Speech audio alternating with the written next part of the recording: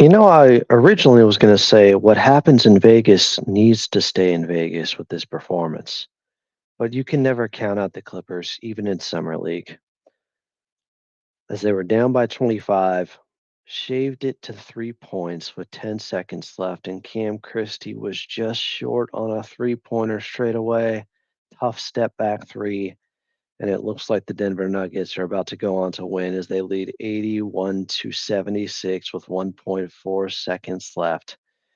1.4 for Skip Bayless. Clippers lose. That's your final.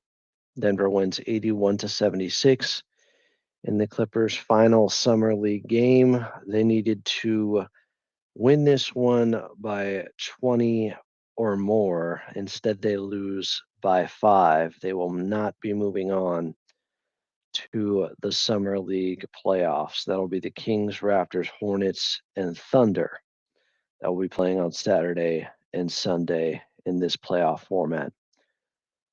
Welcome into Clippers Talk. I'm Adam Osland. Appreciate you guys for joining me here. This was a difficult game to watch until about the last 5 minutes or so. Clippers went on a 13-0 run. They made it very interesting. First, it was Jordan Miller getting a really nice three off of a pass from Trenton Flowers, who went into the front court in transition attacking, kicked it out to him. Then Cam had a bucket off Jordan Miller, making a nice play, a nice pass to him. Then Flowers was fouled, going to the rim. Fortunately, he missed the free throw, but the Clippers got the rebound, down by 5. Cam gets fouled on a three. He misses the first of 3 free throws, makes the next 2 to bring it to 79 to 76. And then Miller had kind of a wild play where it looked like there might have been a foul. The ball went off of Denver and out of bounds. Patrick Baldwin Jr., kind of the same thing, a tough drive, no foul. But the Clippers still kept fighting, down by 3. They got a steal on the other end as the Denver Nuggets were falling apart in this one. Patrick Baldwin Jr. did get blocked at the rim, but it was the Clippers basketball with 10 seconds left at 79 to 76. Cam Christie tried a step back three-pointer straight away. It was just short to tie the ball game. Wasn't to be.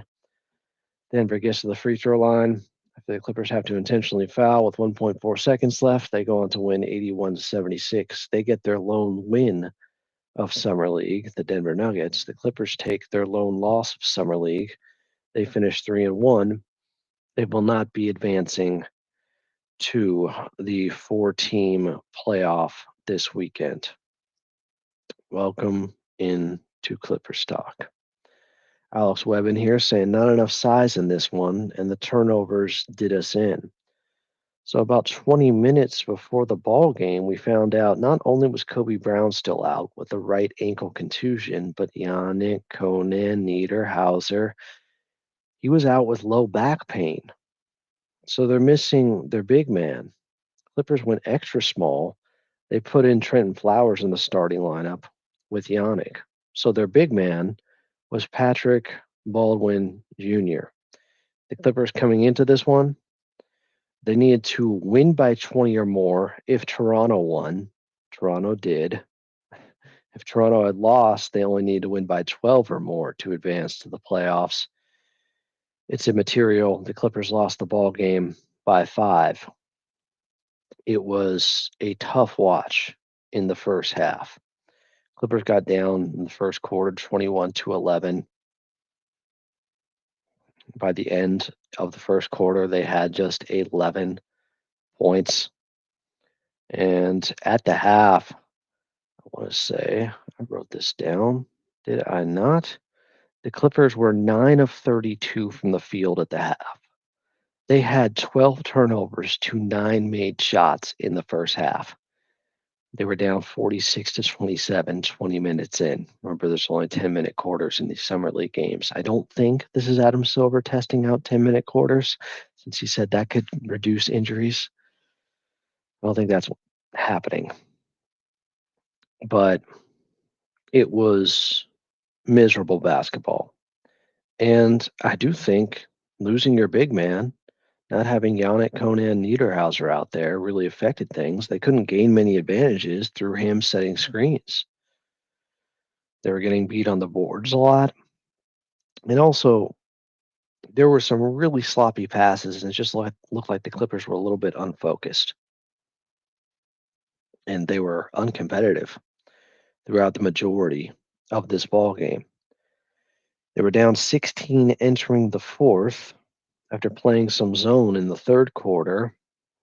They started to turn things around a little bit and then made that run, a 13-0 run late in the fourth quarter. It happened very quickly, as they typically do for the Clippers. You never know when they can make things interesting. It was 79-63 with 4:19 left. They were down by 16. And let's see, by the 10-second mark, they had brought it down to just 3. So a 13-0 run within the last 4 minutes and 9 seconds, or within a 4-minute and 9-second span to get it from 16 down to 3 with 10 seconds left. I like the fact they kept fighting. Thought Jordan Miller was really good during that time. Patrick Baldwin Jr. got some easy ones at the basket. Also made a nice little hook flip shot at the basket late. Trenton Flowers, he had that and one, didn't make the free throw, but aggressively going downhill. Cam Christie cutting in the lane. Jordan Miller found him going to the basket. Unfortunately, Cam, I am Christie, brother of Max, could not hit that three-pointer with about 4 seconds left to tie the ball game at 79. Clippers fouled to extend the game after Denver had the rebound. They go on to lose 81-76. So we'll get into more of the specifics here in this ball game of how guys played. And at one point, honestly, without that 4-minute, 9-second stretch, I don't know how deep I was going to get in to some of the game log and the plays by individuals in this ball game, because it was tough. They were down by as many as 25. It was an ugly, ugly ball game. 9 of 32 shooting in the first half for the Clippers. Just, ooh, the struggle was real. Denver was more physical with the Clippers not having Yannick out there. It just, Denver was switching everything. My guy Dime Dropper, I thought, put it really well on X. You know, the Clippers didn't have guys that could necessarily ISO and gain a lot of advantages without having a big man out there screening for them. And Yannick's presence was felt. Him being out of the ball game, he was missed. Clippers, though, also just, I don't know. There seemed to be a lack of focus and attention to details with some of the passes they were making out there early on. Again, you're getting a different lineup out there. They're going extra small, but a little bit lackadaisical at times. We'll see if we get any post-game audio coming up here, guys. But we can talk about a few of the players of note in this ball game, what they ended up with in the Clippers' 81-76 loss in their final game of Summer League. They did not qualify for the Summer League playoff format like they did last year. Your leading scorer, Jordan Miller, had 23 on 6 of 13 shooting. I guess we can start there. He was 2 of 7 from the outside, had 14 boards and 4 assists as well. I think Jordan Miller overall played pretty well. I think the numbers are going to show he averaged about 21 points per game in the 4 games here after being waived by the Clippers. There was a really good moment late where Jordan Miller in the huddle as they were getting ready for that last play, I think to Cam Christie, had his arms around the guys and was just trying to keep some good energy, be the leader of the vibes there, as he is one of the older players out there on the court, of course, at 25. Started off the ball game, Jordan Miller missing a three-pointer. I think every game he started with a missed three, I want to say. Then he had his patented deceleration lefty layup, makes it look so easy going left. Then he did hit a three in the far side corner. Had a bad turnover where he lost the ball. There were a lot of them, 12 in the first half. Missed a left wing three at the 3:15 mark of the first. Then he missed going left, got a rebound and put it back in on the left side and got the and one. A me bound. Missed another three, had a bad wraparound pass to Trenton Flowers in the near side corner that went out of bounds. Got a little too fancy. Oh, you fancy, huh? Um, he had a play then where he was starting right. This was in the second half. I was like, is he going to go right? He eventually worked his way back going left on a drive and was probably center with the hoop before he got the push shot up. He would get it to go. I don't know if that exactly counts as him going right. He's just too comfortable, lefty going left. This is the ninth straight Summer League game Jordan Miller has scored at least 19 points going back to last season. They played 5 games because they lost in, I think, the semis of the playoff format. He hit and then that really nice three-pointer off a transition play by Trenton Flowers, who got out and ran the floor beautifully, looked for Jordan Miller on a kick out. It was the right play at the right time, and that was a key three-pointer that gave the Clippers a little bit of hope late and kept them fighting. It came at the 2:36 mark of the fourth quarter to bring them within 9 as they had just trailed by 16 with 4 minutes and 10 seconds left. That was big. And then Jordan Miller kept the passing going. He found Cam cutting to the basket after he penetrated and drew attention from the defense to make it a 7-point game. It was a nice cut by Cam. So that's your Jordan Miller game. It was solid. It was good. He showed up late in the ball game. Again, we've seen that here in summer league. He's kind of the vet. And I'm rooting for the guy, whether it's with the Clippers or somebody else. I am rooting for Jordan Miller to end up on an NBA roster. Um, this is somebody that is just very likable. Every time you hear him talk, you just want the good things to happen for him in the league. And he's done a lot of good things at the lower levels with this Clippers team. It's just he didn't take advantage enough of his time last year in about 12 to 15 games earlier in the season. And we've talked about it a lot here. If you want to check out some of the other lives, the post game lives during the summer league, what he needs to work on. I mentioned him going left so much, but does he have a counter? Can he go right? That was his issue at the NBA level last year. 3-point shooting. I don't think he shot 60% this time in summer league like he did last year. Remember, he was hitting everything from three. Not that he shot miserably from the outside, but let's see, he was 2 of 7 in this game from three. Against the Lakers last game on Monday night, he was 1 for 5. Against the Bucks on Sunday, he was 3 of 7. And against the Houston Rockets in the opener, he was 2 of 7. So he didn't shoot it great from the outside overall, and that's something the Clippers are looking for. Specifically, Lawrence Frank was asking for him, and this was before he was waived, obviously, but to hit 37% from the outside. Maybe he showed enough in other areas, or he'll be back with the Clippers. We shall see. Again, a reminder, here are their 3 two-way guys. Kobe Sanders, their second round pick, Trenton Flowers, and Patrick Baldwin Jr. We could go to PBJ now. He had 16 points, tied Cam Christie. Both those guys tied for the second highest scores in this game for the Clippers. And Patrick Baldwin Jr. really came on strong down the stretch in the second half. It wasn't a good start for him.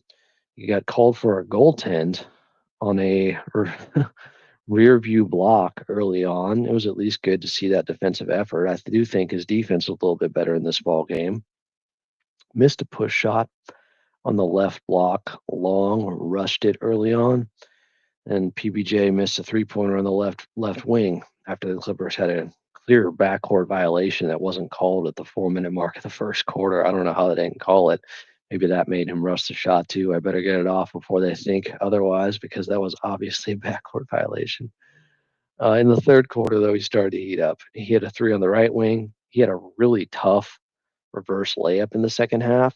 He had a big rejection uh, early in the fourth quarter that went to Mike Fratello, the czar. They gave him a shout out on the broadcast. Then he got a push shot going right in the fourth quarter. Then drove a closeout and got a little hook to go, a little baby hook, kind of a little runner in the lane, and then attacked again to make it 79-65. I mean, he made a lot of plays late in this one to give the Clippers a fighting chance, and it was good to see them not lay down, continue to battle out there. I know you can say it's a meaningless game. It's not to these guys. They're playing for their basketball lives right now. It's important. He was 7 of 13 overall. Patrick Baldwin Jr., 16 points, 1 of 3 from the outside. Only taking three-pointers. He wasn't nearly as aggressive in this ball game, but 3 steals and 3 blocks, speaking to his defense, and also 6 rebounds. The other guy I mentioned who had 16 points, Cam Christie. He missed a 3 to start things off, as most guys were missing everything early on. Uh, he had a block in the first quarter, and the announcers thought it was Jordan Miller who got the block, but it was definitely Cam Christie, and he got credit for a block. He got 1 block, Jordan Miller had 0. It was Cam Christie. They're calling a lot of games. They're just going through a revolving door of games for the same broadcasters. They'll call like 3 straight in summer league. Had a really nice off the dribble pull up on the right elbow in the first half when things were going really poorly. Now the next possession, he got called for a 24-second violation right afterwards. So the good, the bad with Cam Christie there. Fired a straightaway 3 to make it 29-17. I believe that was in the second quarter. Clippers were down by 12 there. Missed on a right wing 3 that was well defended at the end of the shot clock. Had a nice cut to the basket on a Xavier Simpson pass for a layup. Made a really poor entry pass to Patrick Baldwin Jr. in the second quarter, I believe, that was taken away. It was just one of those sloppy passes and miscues the Clippers had in the first half. It was just 12 turnovers, only 9 made shots. Brutal.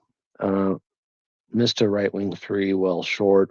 Maybe a sign of things to come with him missing that 3 late. His 3 ball wasn't exactly on. He was 2 of 10. I like the volume, but he missed some badly. In the third quarter, he missed a left wing 3 off the far side of the backboard. He did jump a passing lane and got a run out for a dunk at the 3:20 mark of the third and hit an open 3 ball, and then had that cut off the Jordan Miller pass late and had a look at a 3-pointer late in the ball game. Overall, I was really encouraged. He missed that shot late. When I say overall, I mean throughout summer league. I think Cam was much more aggressive getting to the basket than he was last year. His defense was also much better.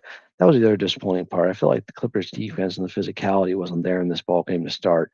It got better as things went along. They started playing zone in the second half, jumped up the game. But Cam Christie's defense throughout summer league, very strong for the most part. And just the downhill rim attack. That's a revelation for his game. That's going to take him places. That was really encouraging to see. And similarly from Cam Christie. So I am looking forward to see his progress. I think he's turning, what, 20 in the next week or so? Cam Christie, I want to say, is he still 19? Let me see when his birthday is. Cam Christie, yeah, he's turning 20 on July 24th. So this is one of, I think, their player legitimately with the highest ceiling of these guys because of his, you know, because of his age, but his game. He may have a higher floor and a higher ceiling of all these young guys. Like it's Cam Christie looks like a professional when you watch him out there. The dribble, the handle, the movement, um, the footwork, obviously the beautiful shot form, and now the defense. Getting into a stand, sliding his feet, staying with his man, picking up his guy 94 feet. Just really quality growth and development from Cam Kirsty in the summer league. Um, Patrick Baldwin Jr. We talked about. What about Trenton Flowers in this game? He got the start without Yannick. He had 12 points, 5 of 19 shooting, 2 of 11 from the outside, 5 assists, 3 turnovers. So he started off the ball game. Trenton Flowers short on a three on the left wing. Does it sound familiar? Did everybody miss a three to start the game? Then he drove right and got blocked going 1-on-4, forcing things a little too much. Overly aggressive at times, I would say, leading to some erratic play from him at times throughout Summer League. Remember, he didn't play in Summer League for the Clippers last year. Uh, he was wide left then on a three-pointer. Second quarter, spinning in the lane, trying to make something happen, turned it over. Quick two on the other end. Push shot then he had that was short on the left block. He did have a corner three go in and out, and then took the exact same shot again and got it to go a few possessions later in the far side corner. That was near the end of the second quarter. That to me, I wrote that down because it just shows the confidence. Like he got robbed on a three pointer, he stuck with it. Eventually, it went for him a little bit later. Third quarter, crossed the lane for a tough flip shot through contact, crossing the key.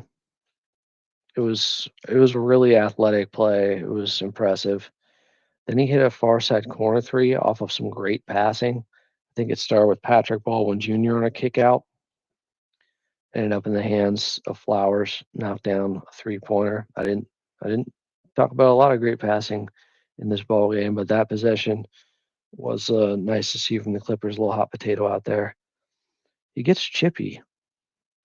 He got another technical. He shoved a guy who was just trying to get post position on him. He was getting frustrated. He got a technical. I don't know if you learned this from Chris Dunn or what, but Trent Flowers plays with some edge and some passion to him. I think it was game one against Houston on Friday. He also got a technical, but he had a play cutting to the lane, and Xavier Sanders found him for a really acrobatic layup at the 6:30 mark of the fourth quarter. And then as I mentioned, he was a part of that run that the Clippers made late, first with a really good kick out pass to Miller for a three, as he took it coast to coast in transition, sucked in the defense, and then found Jordan Miller there. That was a nice read by him. And then he had the and one play. He missed the free throw, but made a tough layup, got fouled. So, Trenton Flowers, the explosiveness is obviously there. He was hunting for a putback dunk in this game. He was looking to do something special out there, wanted to show something off. He got up 19 shots, most on the team, and only hit 5 of them. It wasn't a great game. Wouldn't say it was a great overall summer league for him. It was very up and down. For instance, you look at game one for Trent Flowers. He had 13 points, 5 of 11 shooting, but was just 1 of 5 from the outside. But then in game two, this was probably his best game against Milwaukee. He had 15, 5 of 6 from the field. Uh, I thought he looked more in control that game against the Lakers. Trenton Flowers, he was 0 of 4. He was a plus 22, though. Highest plus minus on the team in his 23 minutes.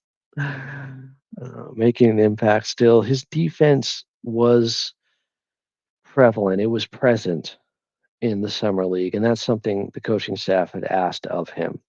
He can drive to the basket. It's the lateral movement though, and the handle that I worry about.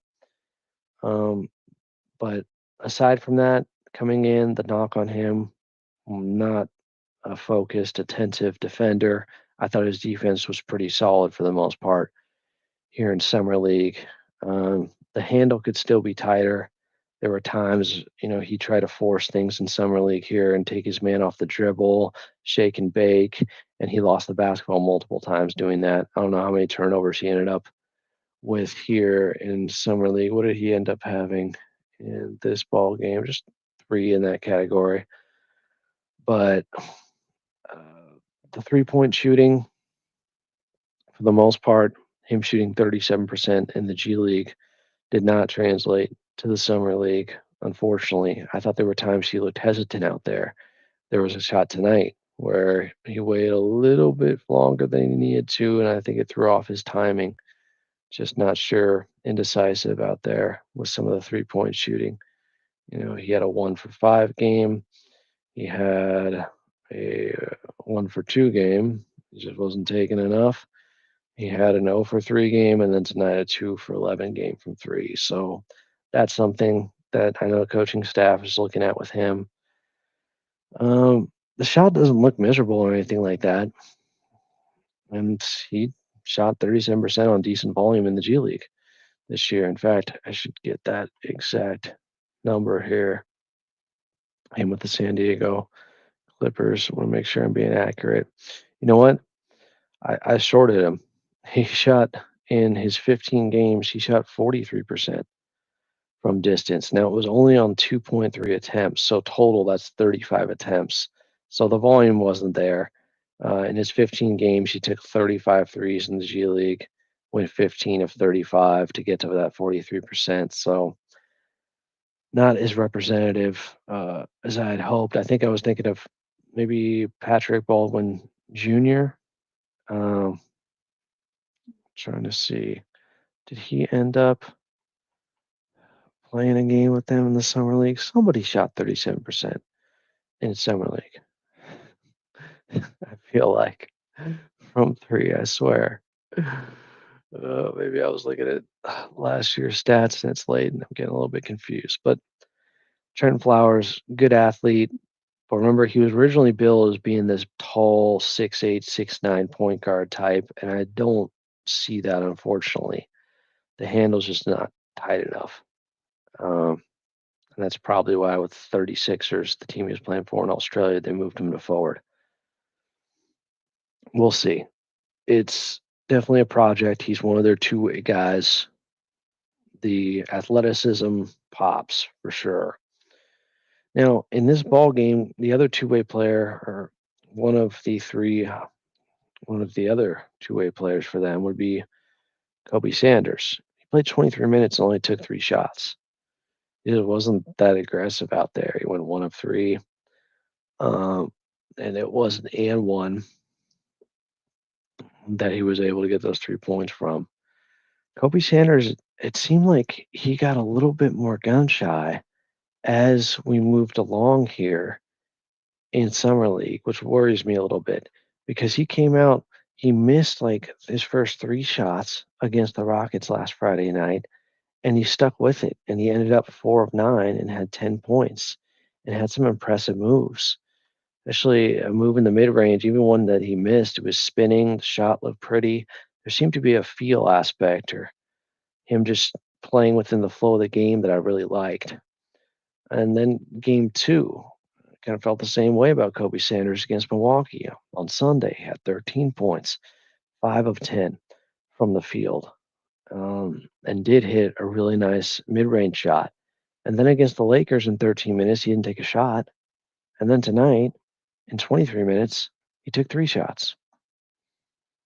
So it seemed like he started to shy away from being as aggressive as he was early on. That's a little bit disappointing, but maybe he was doing what was asked of him, trying to be more of a connector out there. How am I still defending PBJ? he did get blocked really bad. I've actually been responding to people on YouTube for a while who want him to start at the 4. Somebody told me he should start at the 4, and then another person was like he should be the backup 4. I'm like, his defense, really struggles defensively. So I don't think I've been biased uh, towards PBJ like that at all. Yeah, he got blocked. He got Matumbo really bad at the end of the game, but he also kept going to the basket, and I'm cool with that. Um, it's his defense that's the biggest concern with Patrick Baldwin Jr. The shot does look good. He showed off range in summer league, and he showed off attacking closeouts here and there in summer league, and just being a little bit more well-rounded. But I don't know because of his defensive limitations if he's really an NBA player. Now, who else have I not hit on?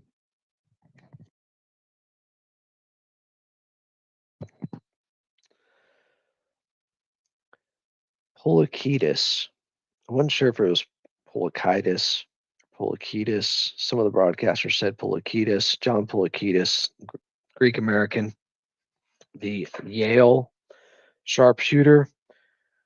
Unfortunately, by my count, he went 1 for 12 from 3 in summer league, and he also, after starting off taking 6 threes in the first game and going 0 for 6, started taking less and less. It's understandable, but he only ended up hitting 1 3. A guy that was a 40% shooter in college. Um, that's his NBA trait. If he's going to make it in the league, it has to be through his shooting. I hope he gets on the G League team. I hope he sticks around because I just want to see him, maybe not press so much, get a little bit more comfortable out there. It was tough. His defense, you know, not his strong suit. It comes down to his shooting, and that puts a ton of pressure on a young guy. And unfortunately, I think he went 1 for 12 from 3 over these 4 games. Anybody else I need to get to here? Before I talk a little bit more about Bradley Beal, and more to talk about with that. Brockington got, I think, his only minutes in this game tonight, 5 minutes. Jamil Telfor, he knocked down a couple of 3-pointers, a big one in the fourth quarter as well. Who else is there? The Kobe Brown injury, I didn't expect him to be out for all 3 games. What does that mean for Kobe? It's like he had that really good game 1 in limited minutes before he turned the ankle or whatever, where he had 14 points on 5 of 7 shooting in 20 minutes and just looked really mature out there, and things seemed to be slowing down. He was Neo in the Matrix and just dodging the bullets now, like he's moving faster than everybody else. Kobe was processing well. I liked what I saw, but it was only 20 minutes. I mean, these games, I'm not going to say make or break a guy like that. This is his 3rd year, and he's been in the G League. He's got some minutes in the NBA. And I even said coming into Summer League, like, I was surprised him and Jordan Miller were on the team. But there's still a lot to prove for him and obviously Jordan Miller. What else we got in here? We need some more toughness on our team since Punk's gone wrong. In what way? Like an actual black belt guy or what? I don't know if toughness was the issue in this ball game in summer league. I'm not going to make any crazy um, proclamations because of summer league. Tonight's game was disappointing in some ways with the way they got ambushed early on. Like it turned into the broadcasters of the Clippers are down by 15 early, talking about what happened in Game 4 of the playoff series between the Clippers and the Denver Nuggets. and reviewing the Aaron Gordon game-winning dunk. And Sedano kept saying, like, I don't know if I've ever seen anything like this before. It's like, no shit. Nobody has. It was historic. No playoff game had ever ended on a dunk before. So, yes, you haven't seen that happen before. Do we have to keep harping on it? I tweeted out, and I think it was retweeted by Matt Moore, of course, Locked On Nuggets. I tweeted out, like, can we please stop talking about game four? And then, appropriately so, right before the end of the first half, the Clippers foul. And first we thought, oh, it happened after the buzzer went off to end the first half. No, it didn't. No, it happened right before the buzzer went off. Just like how Aaron Gordon got rid of the basketball just before the buzzer went off. It was very cruel, but also appropriate to be reminded of it again right before the end of the first half.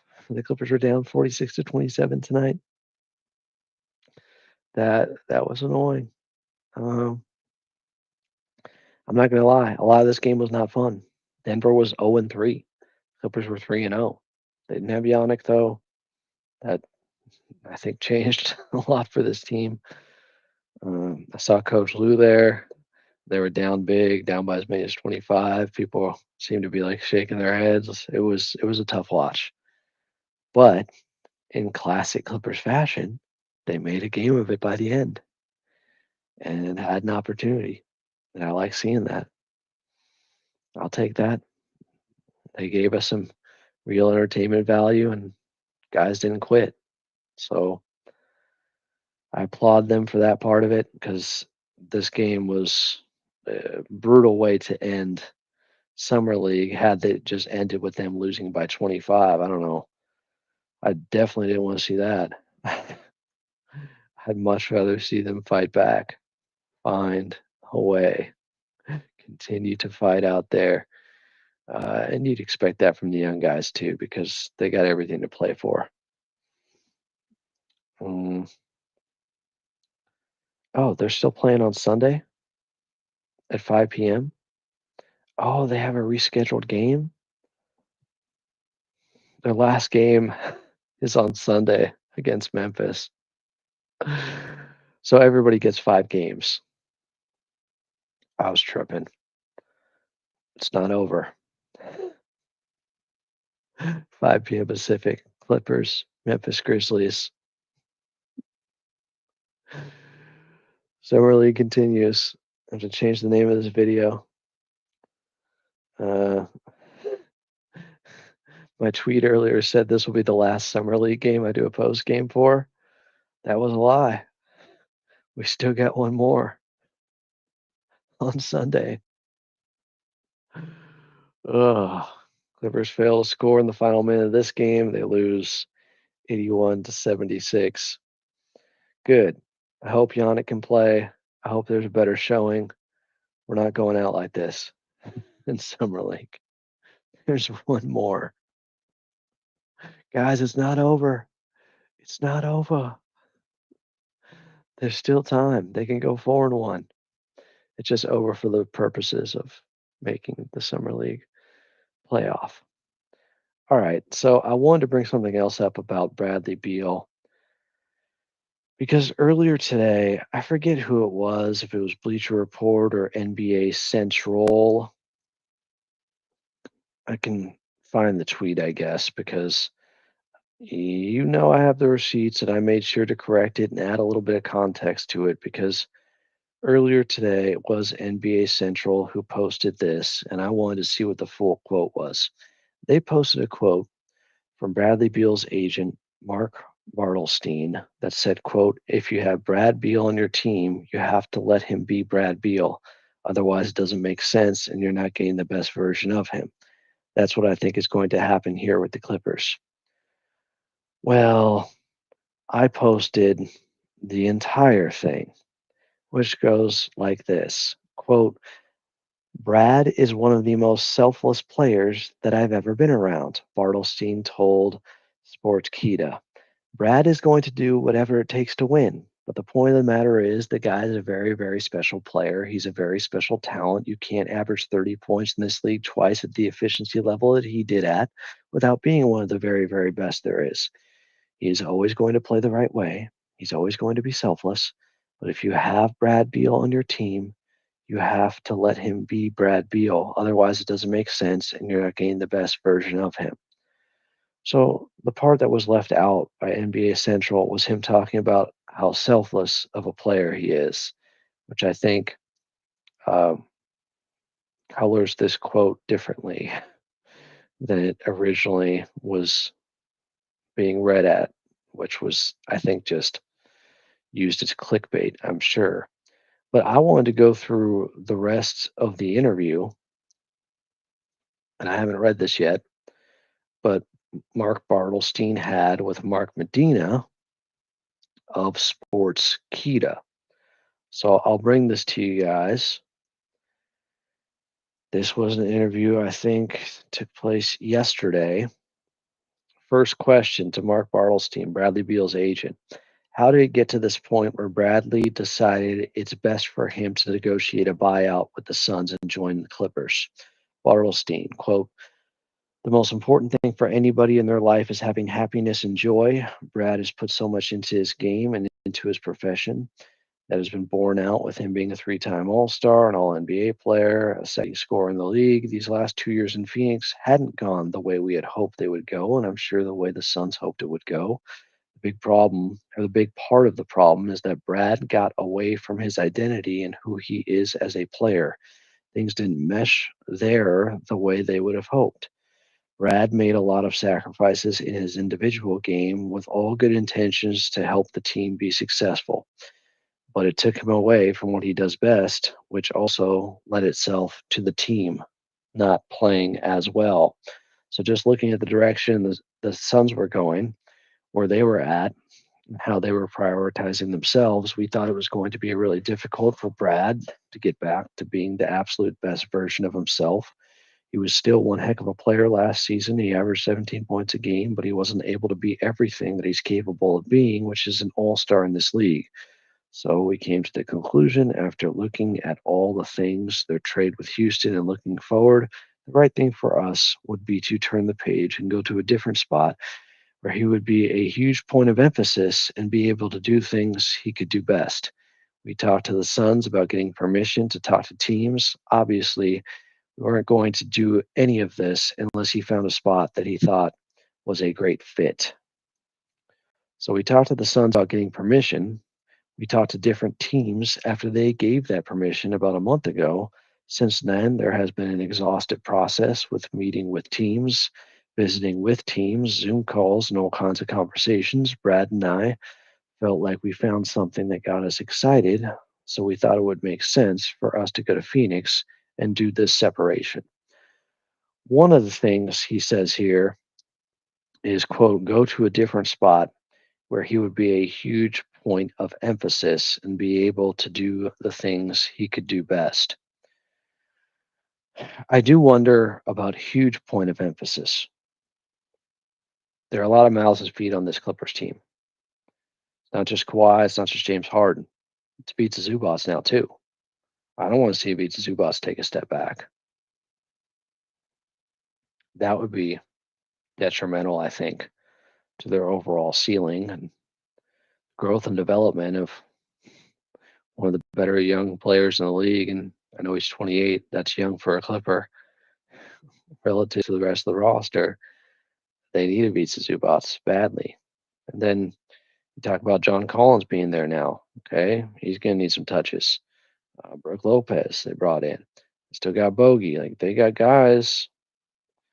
So just something worth monitoring. Not saying it's raising alarm bells. And by the way, this is his agent, of course. Bradley Beal's agent, Mark Bartlestein, is going to be talking very highly of him. And look, we've mentioned, what a boon this is and a big win this is for the Clippers getting a guy like this that's this talented for just $5 million. Makes a lot of sense. Anybody that had that money to offer would do so for Bradley Beal. So I have high hopes for him too.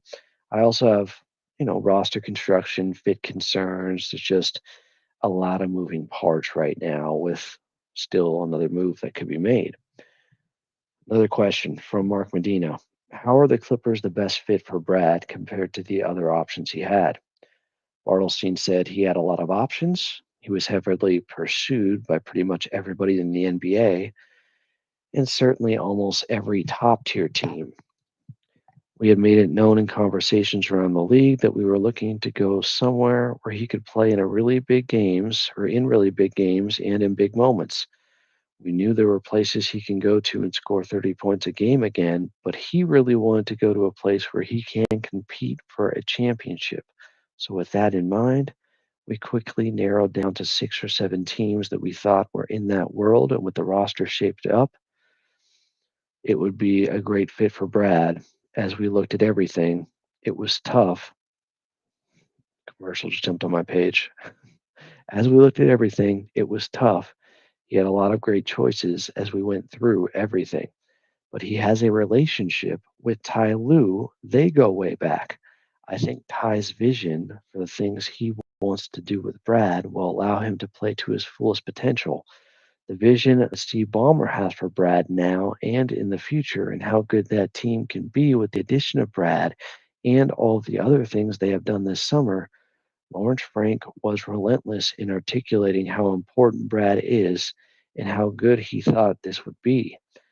And their performance staff was also excellent. Brad has been banged up a little bit. Their performance staff is elite, and Brad has a previous relationship with Jesse Phillips, senior performance physical therapist. Maggie Bryant was so impressive in our meetings with her and the plan they want to put together for him. So when we weighed everything, it was a really tough choice. All of those teams put together a great presentation.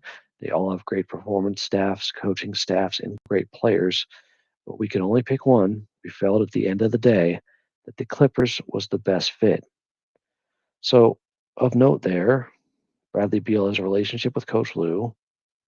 Steve Ballmer had a vision for how Brad, quote, the vision that Steve Ballmer has for Brad now and in the future, and how good that team can be with the addition of Brad and all the other things they have done this summer. Lawrence Frank was relentless in articulating how important Brad is and how good he thought this would be. So, Clippers sold him. They were in hot pursuit of Bradley Beal. They think he can be a great fit. Yes, if you're wondering if he's going to be starting, I think that's pretty clear right now. I would be surprised if he wasn't. So, another question here from Mark Medina. What did Ty, Lawrence, and anyone else say about what they think Brad's role would be? Mark Bartelstein said, quote, they want him to be the best version of Brad. They want to turn him loose. They expect him to play like an all-star and impact winning. It's about impacting winning on both ends of the floor at the highest level. The messaging is they want the very best in everything that Brad has to give.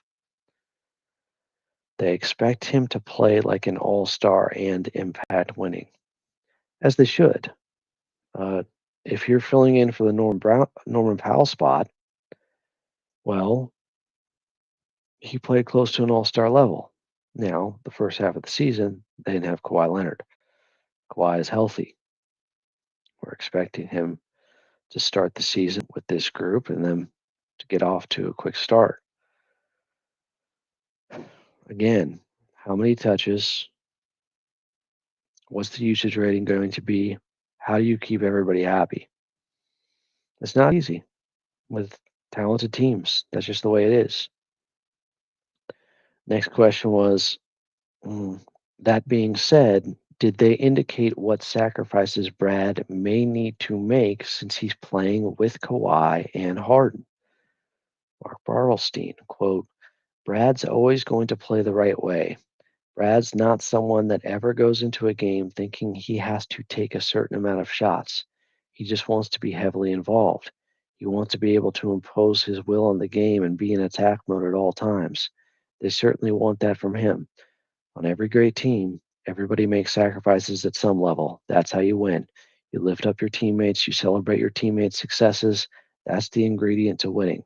But the Clippers want the most aggressive and dynamic version of Brad. That's music to his ears. The Clippers want the most aggressive and dynamic version of Brad. That's music to his ears. Okay.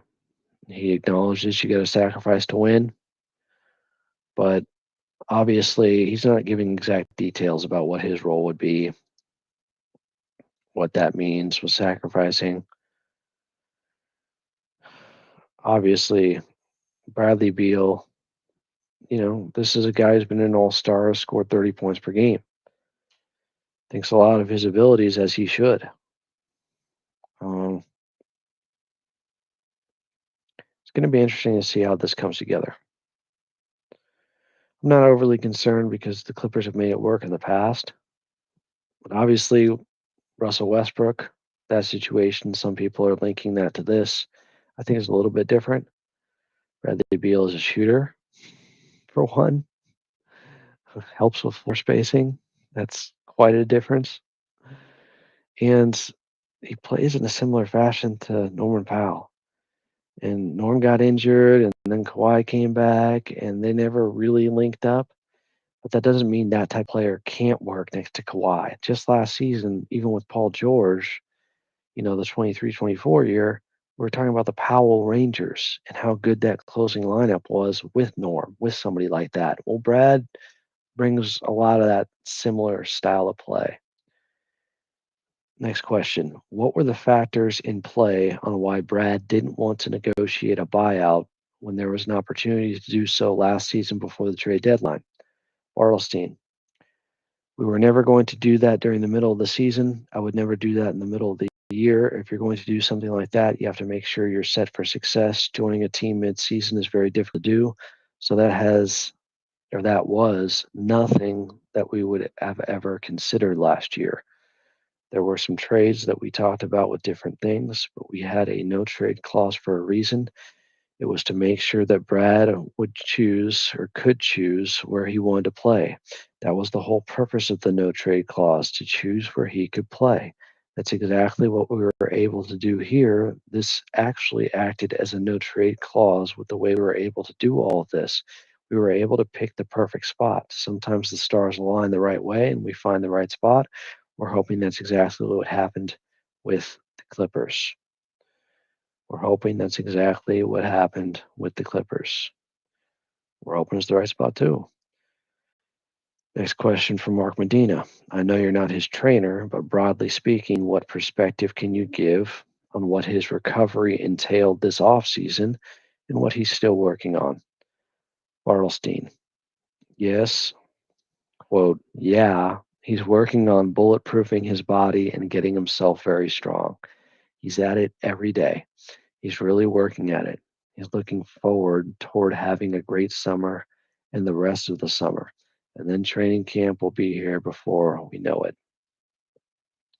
Next question. To your point on all parties wishing that things worked out better in Phoenix with Brad beyond health, why don't you think that was the case, Bartelstein? It just didn't happen. Sometimes things work, sometimes they don't. There's no reason at pointing fingers or blaming anybody. That doesn't do anybody any good. It just didn't work. You can do one or two things in life. If something's not working, you can keep banging your head against the wall. Or you can see if there is a better pathway and see if there's a different way to do things. So that's what we chose. I think this is going to work out great for Brad. Did you see Brad show a willingness to adjust his role and sacrifice? Brad is one of the most selfless players that I've ever been around. Brad is going to do whatever it takes to win. But the point of the matter is this guy's a very, very special player. He's a very special talent. You can't average 30 points in this league twice at the efficiency level that he did without being one of the very, very best there is. He's always going to play the right way. He's always going to be selfless. But if you have Brad Beal on your team, you have to let him be Brad Beal. Otherwise, it doesn't make sense and you're not getting the best version of him. That's what I think is going to happen here with the Clippers. So that was the quote from earlier that I read to you. Question. Shams had reported that Miami, Milwaukee, Minnesota, Golden State, and the Lakers were sued and talked with Brad and you, and that the terms with the Clippers are 2 years at $11 million with a player option. Are you able to confirm or clarify any of those details?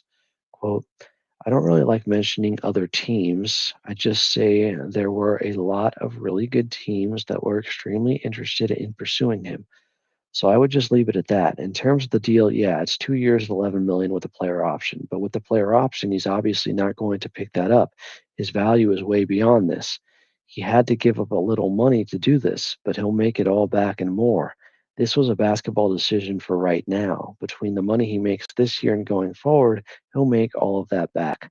But the option is really just an insurance policy, God forbid if something happened. But he's looking forward. The most important thing is he's in a great headspace. He is so excited about the opportunity. It's a great opportunity for him to get back and try to win at the highest level on a really good team with a great organization playing in really big games and big moments. So he's really excited about all of that. So Mark Bartlestein, Bradley Beal's agent, is plainly saying that, hey, this is an opportunity to rebuild his value and then get more money after this year. That player option, he said, quote, he's obviously not going to pick that up. His value is way beyond this.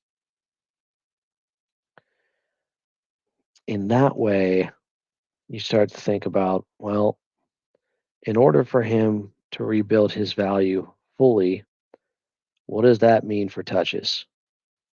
What does that mean for how many shots he's expecting to get? Mark Medina asks, and he's giving back 13.9 million. Is that accurate? Bartlestein, yeah, it was 13.8 and change.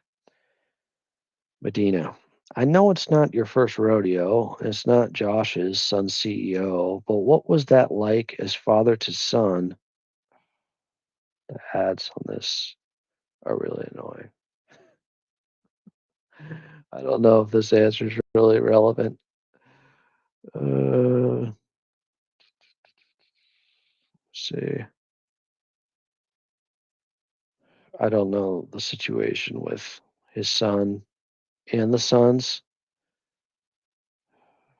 Yeah, the last question, irrelevant to our conversation. So there was Mark Medina from Sports Kita talking with Mark Bartlestein, Bradley Beal's agent. There was the interview. I don't know if that raises any more questions from you guys or concerns. I do think it's worth revisiting something that Bradley Beal said last year, to be fair.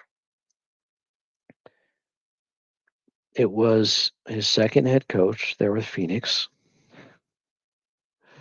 You go from Vogel 1 year, Coach Bud the next, and he started coming off the bench. This is what Bradley Beal said about that situation. Yeah, I'm starting the league. Like I firmly believe. Like I don't believe. Like, no disrespect to anybody, but I'm a starter. And that's what I firmly believe. But the coach made his decision. I'm not gonna sit here and argue with him. I'm not gonna sit here and be a distraction. I'm not gonna sit here and be an like he made his decision. Live with it. He's a coach. You know what I'm saying? So I just gotta go out and play my game, do what I do, and whatever happens from there happens from there. So he did accept the decision. He also said whatever happens from there happens from there. I think it's fair to say that there were a lot of different variables for why things went wrong in Phoenix. Like I didn't have a big man, maybe some leadership issues, lack of continuity, familiarity, too much turnover with the head coaches, as I mentioned. Um, we've seen guys come to the Clippers in reclamation projects before, and things turn out well. Reggie Jackson's career looked like could be over Nico Batum's. We've also seen the other side of it. Rondo, good in the regular season, but didn't play well in the playoffs. He had a couple of games. Russell Westbrook, it was mixed results. And he eventually was coming off the bench once they brought in James Harden. I don't anticipate another guy being brought in to take Bradley Beal's spot, but I do wonder about the defensive fit. If he's out there playing point of attack defense, if he's playing average to above average defense, I think you're okay. But if he and John Collins are in a starting lineup next to James Harden, Kawhi, and Ivica Zubac, you are missing some defense. Earlier today, I was listening to Zach Lowe talk about this. He feels like to maintain their defensive integrity, they should have DJ and Dunn in there still with Harden, Zubac, and Kawhi. He also thought, they could go with a lot of different combinations, but that's kind of something I've been stressing that I just don't want them to lose that defensive identity. That's what I don't want because they finally got an identity last season. They finally found an identity for this team. Everything started on the defensive end. I just don't want them to lose that. So if he and John Collins now are in the starting lineup, those guys have to raise their game defensively. Lawrence Frank talked about John Collins rising and meeting up with kind of the Clippers' defensive standard. You got Jeff Van Gundy. Can you put together the right schemes to hide the guys you need to and to not put too much pressure on Kawhi to have to guard more because he's their best perimeter defender by far in the starting lineup if that's what you're going with. I don't love that because you could always rely on Chris Dunn or DJ taking up that challenge to start games. And the whole point of bringing in John Collins is so Kawhi has to do less on that end.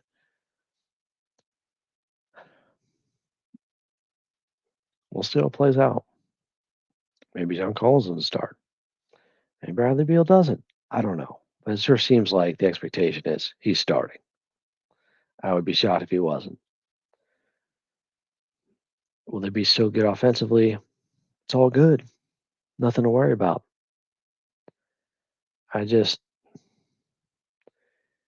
There is something to setting a tone to start games.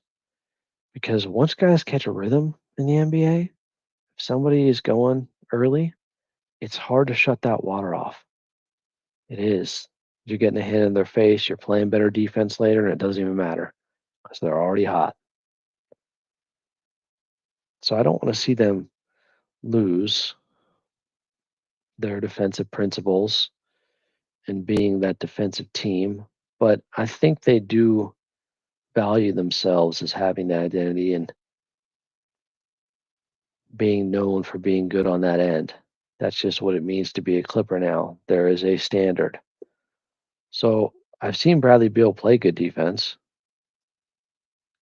It's been some time because it was earlier in his Washington days. Once he started to have the ball in his hands more scoring obligations, you know how it goes. Guys' defense slips. But he was playing as their best point of attack defender at times with Phoenix. You could say, well, that's part of the reason they weren't very good on that end. They also didn't have a great big man. They didn't have great point of attack defense. They didn't have great rim protection. They had a lot going wrong. But is he willing to take that challenge? Picking up the ball, start games at times? I don't know. We shall see. But I thought the interview was interesting. I want to bring it to you guys after the clickbait earlier today from NBA Central. I'll just give you the damn full article. We ain't going low context here. Let me see if there's any post-game audio from tonight's Clippers loss to Denver, 81-76. Their first loss of Summer League. They're not done yet. According to Law Murray, they're playing the Memphis Grizzlies on Sunday. That will conclude their Summer League schedule. Sunday at 5 Pacific time. Clippers versus the Memphis Grizzlies. I'll be back here for you guys. I know I said this was going to be my last Summer League game, but that's when I thought this was their last Summer League game. I forgot it's like the in-season tournament. Even if you don't make the playoff, you end up matching up with another team for one more game. All right. Appreciate y'all. I'm Adam Osland. This has been another edition of Clippers Talk After Dark, you could say. Talk to you soon.